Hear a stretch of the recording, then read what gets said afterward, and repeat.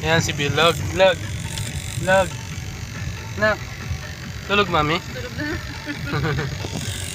Ayan si Bilog. Nakasakay kami ngayon sa taxi. Papunta kami ng Vietnam. Sir.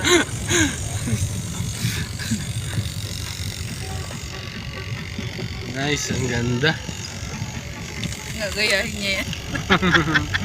Ako bakit na sulok ng bahay natin, lagyan mo ng ganyan.